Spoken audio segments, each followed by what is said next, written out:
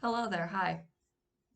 Um, my name is Cecilia Tully, and I don't know if you're ever going to see this. This is for me, but maybe eventually it'll be um, for specifically an American audience.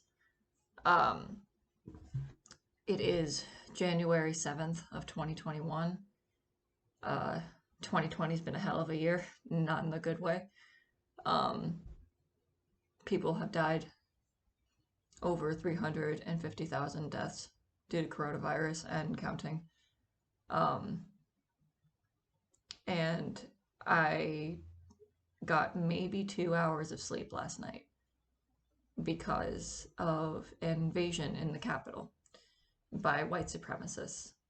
Um, I believe very much at the direction of Trump, not just the indirect influence of Trump, by the president's direction.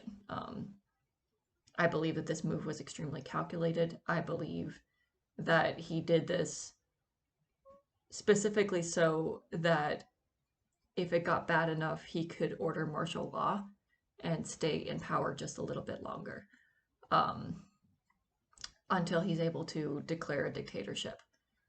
That sounds extreme, but the world that we're living in is extreme.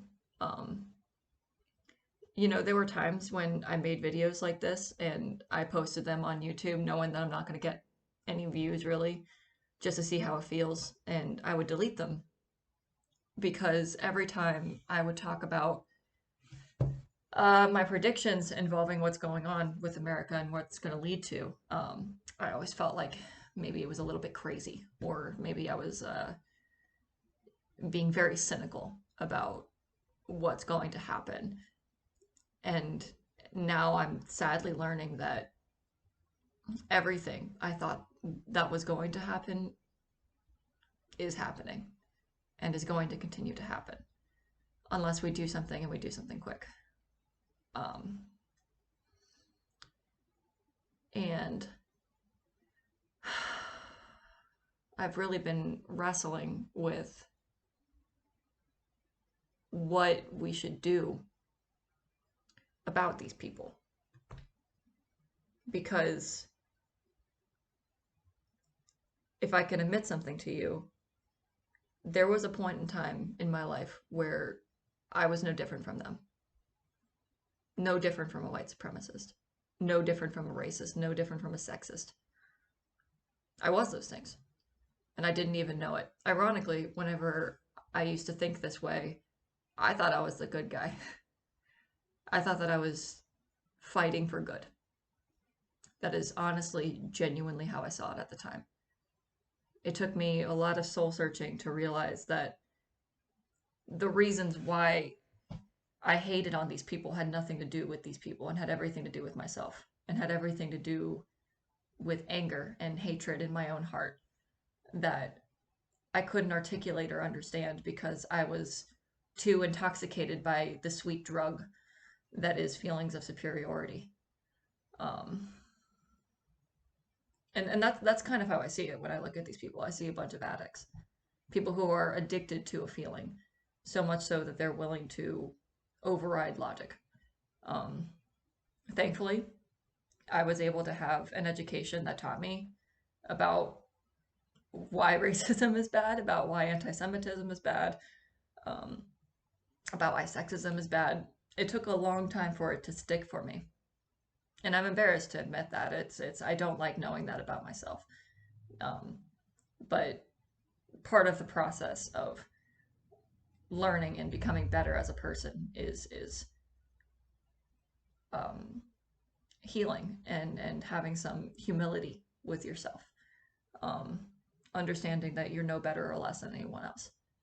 And when you think you're better than everyone else, that is a wild ride. um, and I am very grateful for the struggle that I endured both through other people and for myself, by myself, to come to terms with what I thought was reality and what is actually reality. Um, I grew up the way a lot of kids do in America. I was in a white suburban neighborhood. Um, my dad was in the Navy and we, traveled around a lot. So whenever I was a kid, I was in Hawaii. So there was definitely some diversity there. And in New York, we lived there for 2 years and I was in kind of an almost all black school. Um, so, it's not like I was completely 100% never exposed to other people and the goodness in their own hearts. Um, but in my household, we were very conservative. We watched Fox News all the time. We watched Rush Limbaugh all the time.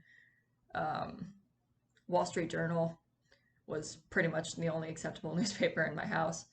Um, my mother would joke to never turn on CNN, but if you did turn on CNN in our house, it was no longer a joke. Um, they would tell you that, it's okay to express your own opinions and have differing views, but once you actually tried to implement those views, um, you were lectured and lectured and lectured and lectured until it's like well into the night, and you just want to say to your dad, like, look, okay, fine, I agree with you, so that you can get some sleep. Um, that happened frequently. One of my summer projects was doing a presentation for Condoleezza Rice. In the summer, we had projects, and that was one of them. Um, so I didn't realize just how much I was being influenced in a very specific direction. I thought that this was kind of normal. It was only when I pulled out of my bubble, joined the military, and experienced a kind of sort of news detox with boot camp that I started to realize just how wrong I was um, about pretty much anything. I used to be pro-life. I used to be for the death penalty. I used to be in support of certain war crimes if I felt like they were necessary. Like for example, Fox News often touted the idea of killing not just Bin Laden but Bin Laden's kids. Um, it's the whole idea of root and stem, and I used to believe that completely, and I didn't see the hypocrisy in it. I didn't see the anger in it. I didn't see the hatred in it, mostly because I was drunk on that hatred myself. Um, and when I first started to truly question myself, truly question who I was, truly question if I was on the so called right path in life, I was exhausted. Um, there's a scene in Avatar, The Last Airbender, where Zuko made a big decision. I forget what the decision was, but it was a huge turning point in his life because up until then he was 100% for searching for the Avatar, regaining his honor with his father, angry all the time with himself and not realizing why. And when he made that small decision to transition out of that mental state and into a more loving and caring one, all of his tension that he had within himself was let go. And I gotta tell you, when that feeling happens, you feel like gelatin, much the way that I do now because I'm really tired. I was in bed for days. And that sounds dramatic, but whenever you base your entire identity around a political view that you found out to be entirely wrong, it's a bit of a change. um, so I denounced the Republican Party kind of formally on Facebook um, whenever I was in ITA school um, because I was hearing the way that Republicans were talking about Obama. And it was starting to click for me that the reason why Republicans hated Obama so much wasn't necessarily because of his policies. And it had everything to do with his race. I'm sorry, but you can't tell me different. Um, these people will swear up and down that they're not racist, but anytime they have a real critique over somebody that transfers into irrational hatred, it's always a person of color or a woman, or a trans person. So the actions are speaking louder than the words. So I said I'm no longer going to join in this um, racist party. And I got, phone calls from my parents saying, like, what's wrong with you? Why would you say something like that? Why would you call us that?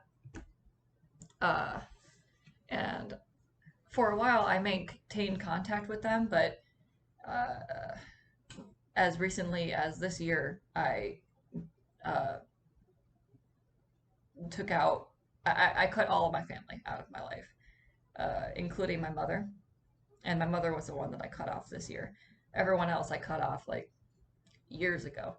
Um, and the reason why I cut her out of my life was because she shared a Charlie Kirk video, excuse me, about Black Lives Matter and how Democrats are the real racists because the Democrats are the ones who had slavery and not Republicans.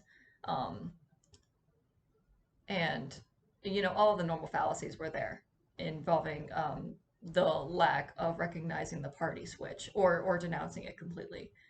um, and I laid into this thing in the comments because I wasn't going to let my mom just spread this propaganda like this, because that's absolutely what it was. It was propaganda that was meant to be hateful towards Black people. um, and she called me, and the thing that struck me the most about the way that my mom reacted to my sassy comment was that she cared more about how she looked than whether or not she was doing something harmful.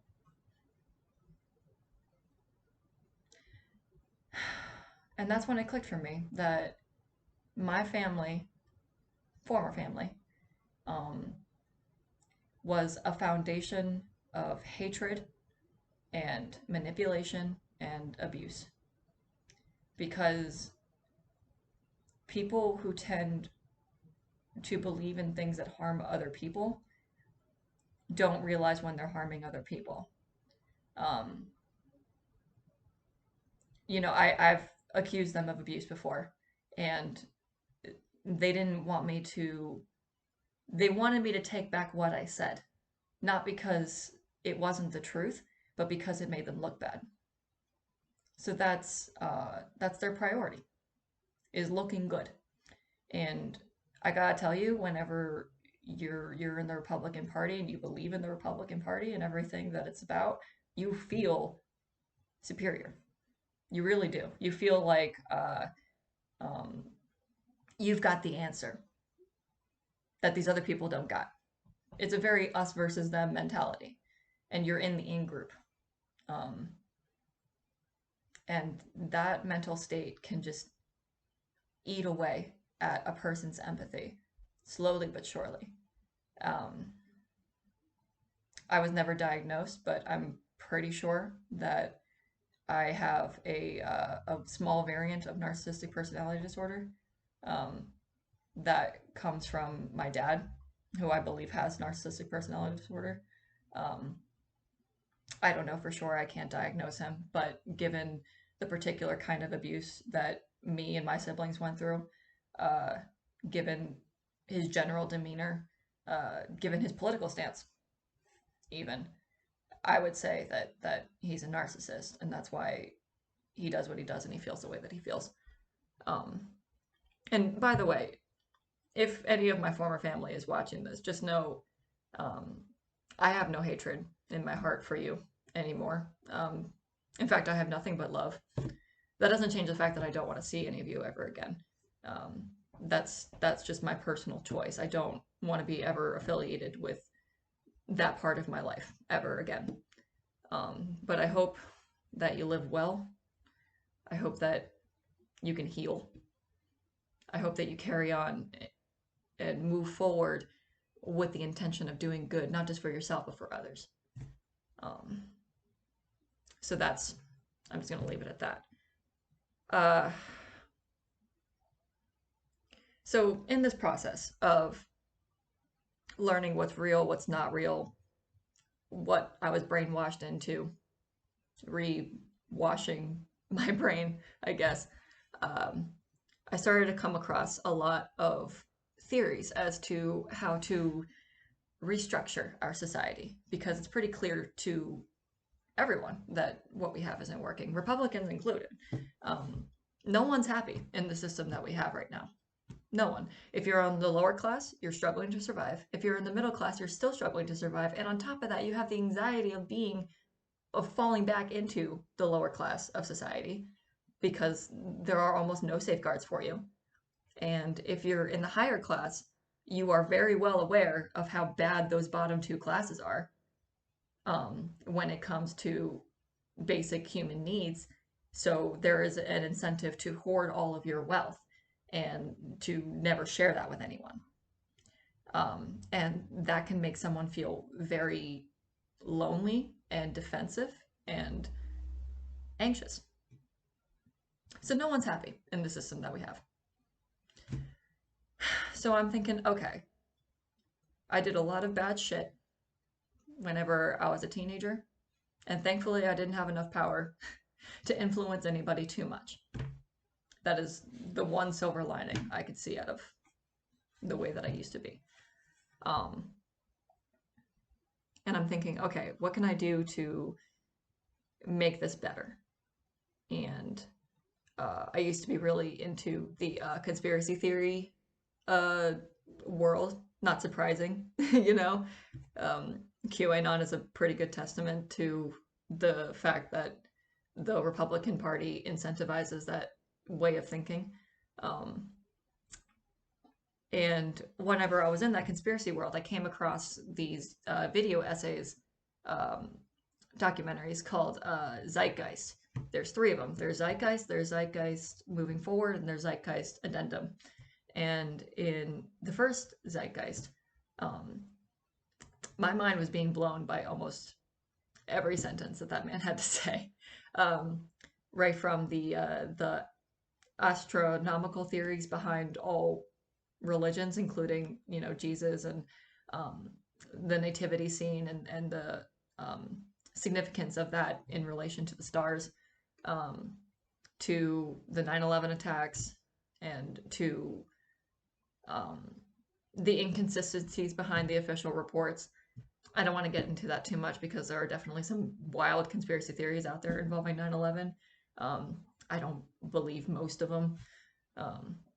I do believe that our government did have some knowledge of what was about to happen, and that it was very advantageous for them at the time to let that happen so that we can go and extract oil from other countries. I absolutely believe that. So, there was that.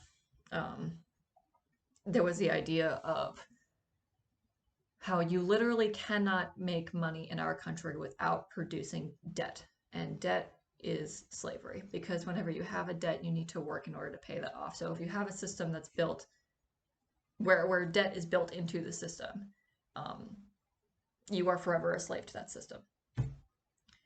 And that opened my eyes to a lot of things as well.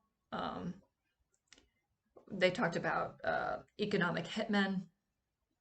And basically what that is people who would go in and try to corrupt other countries that have resources that America wants. And if they're not willing to sell or sell cheaply in the manner in which America wants, our retaliation is to politically demonize them in the eyes of Americans in order to justify going to war.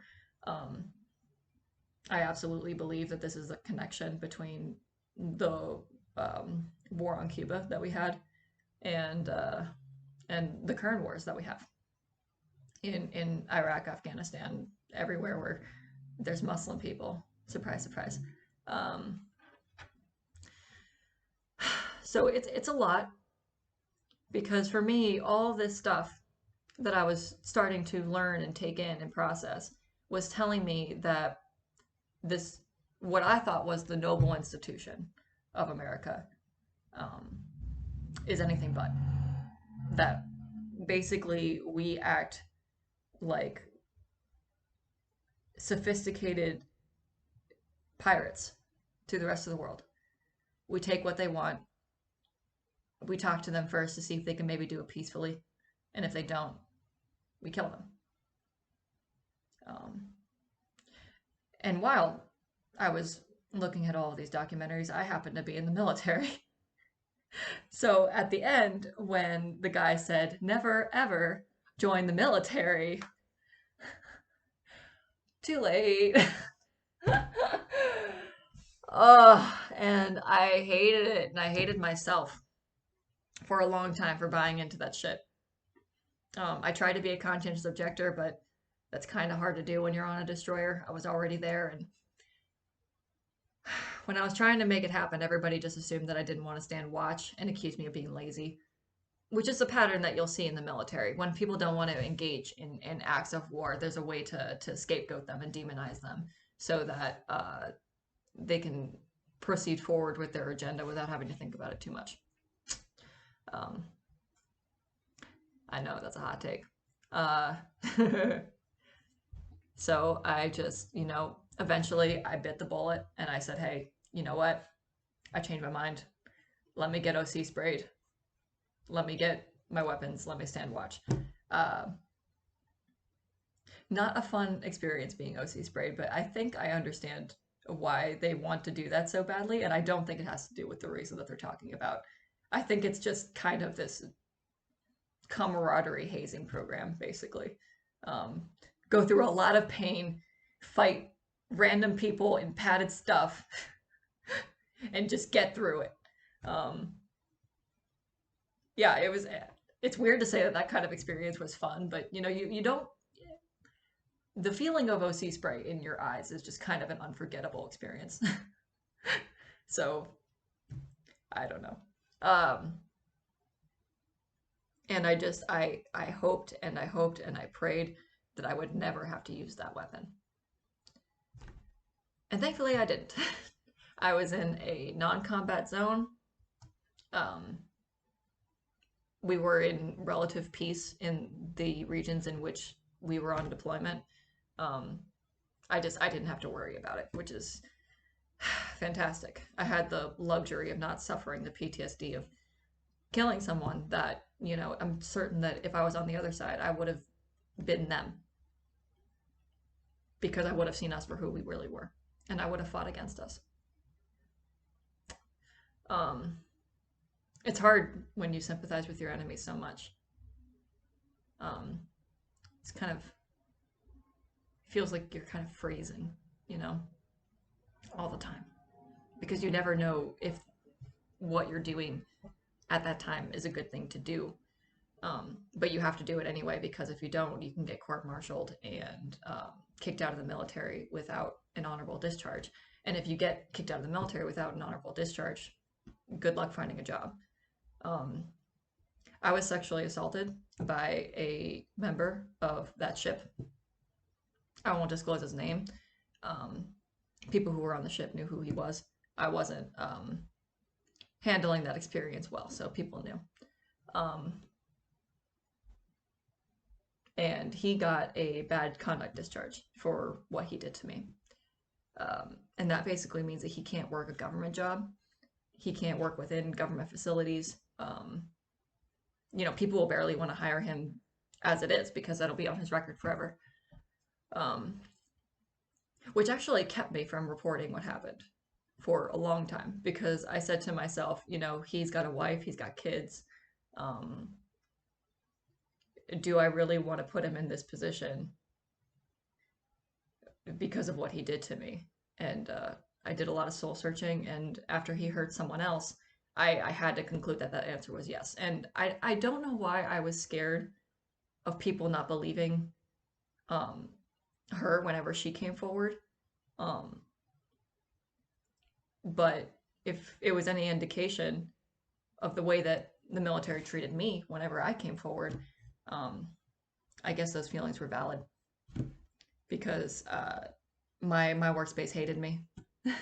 They thought that I was a slut that didn't say no and then said that I said no, because I just say yes to everybody, because that's what sluts do, right? Yeah. And for the record, I am pretty slutty. I just am. I'm a very hypersexual person. I like having fun with my partners. But that doesn't mean we're incapable of saying no. And this person was disgusting, and I wanted nothing to do with him.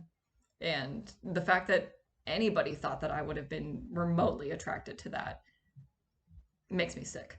Um, so not just because of what he looked like. He was a creep inside and out. The way that he looked at people was so objectifying. The way that he looked at women in particular was so objectifying. So no wonder he assaulted me, right? Um, what is that? How does that? Oh, sorry.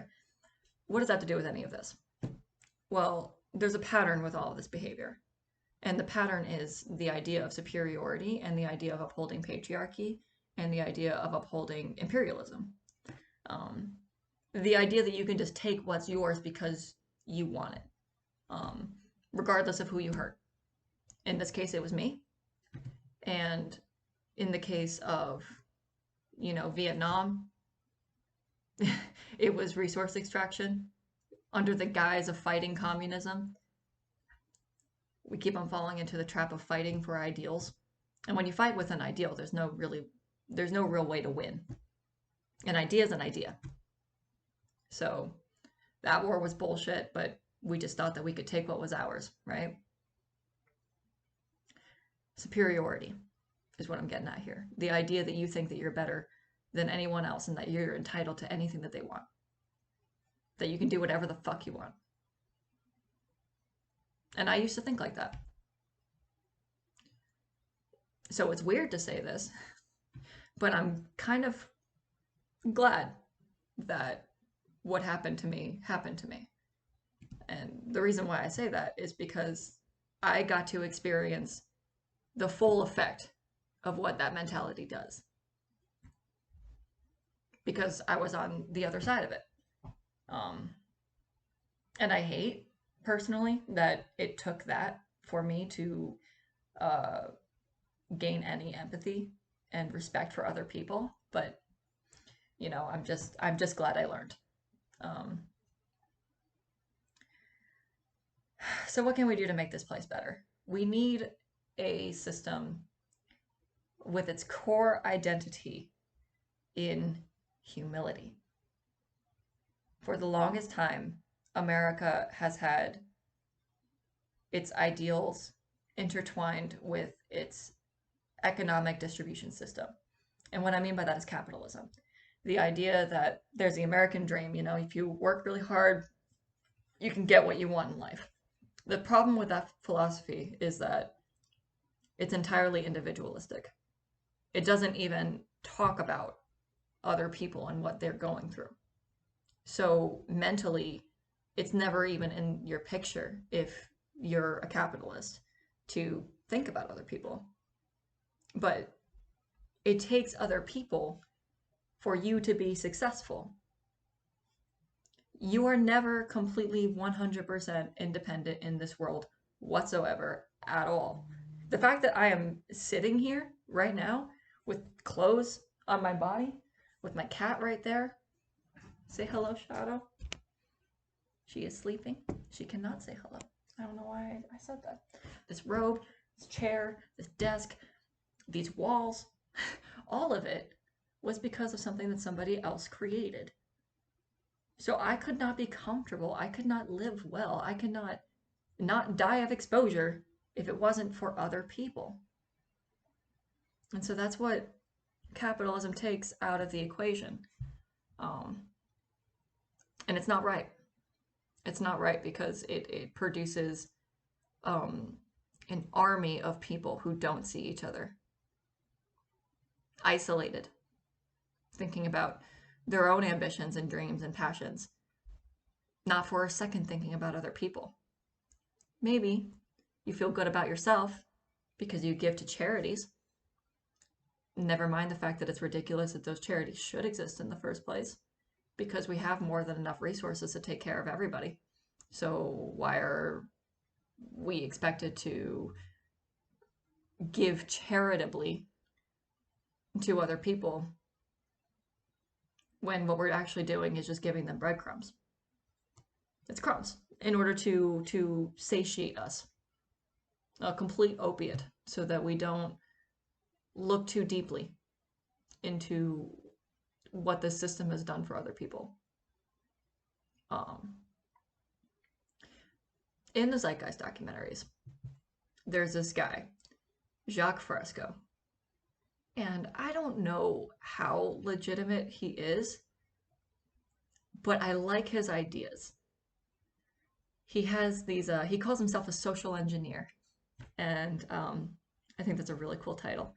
He made these ideas for how we can make completely 100% sustainable homes and sustainable cities and sustainable transportation between these cities.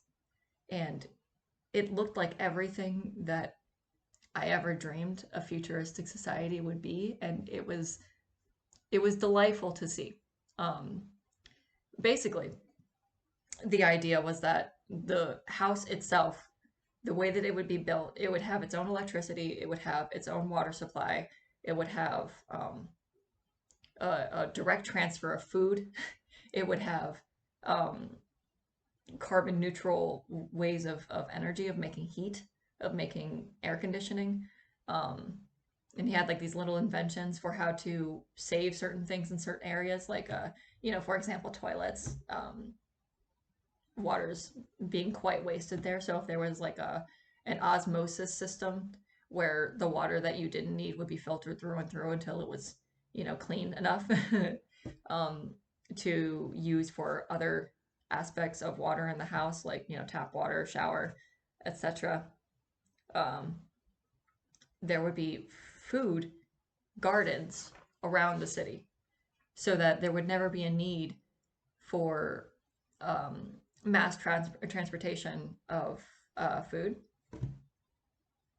Um, I can keep listing examples of all the things that I like about this system, but the core of this system is that it is a resource-based economy. And in a resource-based economy, the top priority is how can we best take care of people with the resources that we currently have. And that's it. So all of a sudden, the pitfalls of capitalism um, are now the rewards that we can directly reap for ourselves so that we don't need to produce as much anymore. Um, and we don't. We have more than enough for everybody right now if we just completely stop production of all of it. We absolutely could. We absolutely could give everyone food. We can give everyone, clothing, shelter, all of that. It'd be easy if we wanted to. Future things that we would build would have a deep respect for the materials that it would take to create. So the products that we would create would last. I'm looking at you, Apple. Uh, yeah, it is a system that is entirely founded on the idea that we have finite resources on the planet. We need to use the most of what we have, and we need to take care of other people in that process. And to me, that just sounds like the perfect answer to this struggle that we've been having in America, where, even the thought of a one-time check of $2,000 during a pandemic is rattling some people's brains for some reason. Like they can't fathom the idea of giving people something in order to help them. How fucking crazy is that? People are dying. Republicans don't care because that's how far gone they are. And I say that with every bit of compassion because at one point in time, I was one of them. Somewhere on another timeline, in another universe, there was a version of me who broke into that Capitol building. I, I'm no better or worse than anyone, and that includes them. So I say this with compassion whenever I say that they are so far gone from the rest of humanity that it is causing them to be destructive. And we need to fix that. And we need to fix that soon. which is kind of why I'm here. About 35 minutes in, I'm really talking about why I'm here. um, we need to fix things quickly, or else literally we're all going to die. We have about 7 years to get us in a state of um, a carbon neutral energy system, or actually a carbon negative energy system, because now we're a little bit too far gone as well. Um, Keep in mind that when we're looking at these projections, they are projections that change based off of what happens. Duh, right? But what I mean by that is that when some sort of climate catastrophe happens as a result of our climate change, like what we saw in California in, what was it, March, April? Everything was on fire. The sky was orange. It was devastating. That event made things exponentially worse for our planet in the future as well. So when that happened, we had about 10 years. I think now we have about 7. So if we don't stop what we're doing real quick, that number from 7 is going to go down to 6, is going to go down to 4, is going to go down to 3, going to go down to 2. Point of no return. And knowing that in my mind, I had a lot of anxiety. I have a lot of depression. I think I still do. Because I'm trying to be an artist right now. I'm currently in the process of making Redbubble designs, making drawings of witches' hats, because I want to make fantasy still life, because I love still life, but I don't want to just like do teapots and stuff. So I'm also gonna have a little bit of fantastical element to it. And I love doing what I do, but it's really fucking hard to do what I do when I know that there's really no future to plan for. Because the way that it looks, I don't think we're gonna make it. I think we're all gonna die. And whenever that reality sinks in, it's really hard to concentrate on making witches' hats, let me tell you. It just doesn't seem quite as important. And I'm thinking to myself, well, what can I do? I have such a low income. I was wrong about shit for like more than half my life. Who am I to try to change anything? Who am I to try to do anything? And that thought just kicked my ass in my head for the longest time. And something about what happened last night. Yeah, last night and yesterday. Really, it caused something to click. And that something is that it doesn't matter if my pursuit in making things better is completely fruitless. I have to try anyway. And so I am making a plea to anyone who feels the way that I do about the way that America is right now to join me. I don't know how. I don't know what all we can do. I am flying off the seat of my pants here. We could talk about trying to instill a communist system. I know that a lot of Americans are scared of the idea of communism right now, but the more that I look into it, the more that I realize that, for one, there's a particular reason why we're taught to be scared of communism. And it's because there are people who are in power who have an incentive to make you believe in capitalism so that they can take your shit from you. It's a giant fucking scam. The idea that communism is this terrible thing that kills millions of people. It just doesn't work like that. And by the way, when they talk about killing millions of people, they don't for a second think about all of the homeless people in America who died of exposure under our capitalist system. They don't. It doesn't cross their mind. So the way that I see it, capitalism does far more damage than communism ever did. And the reason why communism at the time that we're discussing here, maybe like Russia in the 1940s and so on, was because they didn't have enough resources to do what they were trying to do. And it's just that simple. And the people up on top, of course, hoarded that because that's what happens when there's scarcity. People at the top try to hoard as much as possible because they can. And that's going to happen in any system. So we also need to create a system that separates the power from the wealth. Somehow.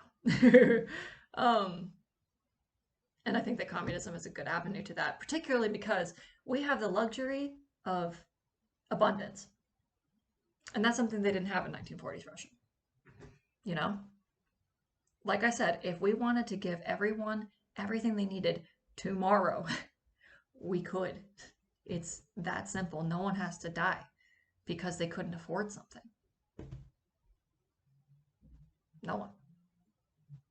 And so it's a tragedy that we're allowing this system to continue and that we're not more aggressively looking at communism as an avenue. Socialism is getting really popular right now, and I think that's a really good thing. I think that's kind of a really important stepping stone. But even now, Republicans will use the word socialist as a slur almost to imply that somebody is a murderer somehow, wants to harm people somehow. And whenever you introduce even the slightest idea of communism, there's no reaching them. They don't get it. And I know, because I was one of those people. I sincerely, unironically believed in trickle-down theory. It's a lot of yikes. What can I say? We need to do something fast or we're all going to die. And you know what? If we don't make it, and if we die, I at least want to know that I did everything I could. So this is me doing everything I can. I don't have a really good production studio, as you can see. I am on the camera app on my laptop. I'm not even going to bother to edit out all of the awkward cuts. I'm going to let the silences hang there, and because I'm just going to talk, because this has got to be the fastest way to do what we need to do quickly. We need to move. How we move, I don't fucking know. But we gotta move. We gotta move quick. Or else we're all gonna die. That's it. So let me know in the comment section, whoever happens to see this, what we can do. And let's get to it. For the record, I think that whatever we need to do needs to be something bigger than, organizing and petitioning and all that sort of stuff. We do need to organize, but I just mean engaging in peaceful protest or things like that is not going to help here. We need something a bit more robust than that. I don't know what that looks like. I don't want to engage in violence. But we might need to if we're going to need to stop fascism. I've learned to accept that. I don't want to hurt anybody, but if they're hurting other people, you have to do it. So that's not completely off the table, but if we can avoid violence as much as possible, that would be swell. Also because violence hurts the planet. It does. Gunfire, it's horrible for the planet. It's wasteful. It's very wasteful. If for no other reason. So I'm really not in a good spot right now mentally. So if things aren't quite as organized on my part, please don't think that I'm just giving up. It takes me a long time to do things. I'm not making any revenue from my art right now. I have other sources of income, and those other sources of income are just not very stable. So I do have to kind of be away from everything for a while at certain times. That's okay, but I'm going to do everything that I can to commit to helping to make things better, because that's all I can do. So come join me, comrades. Let's fight this shit together. Let's do it.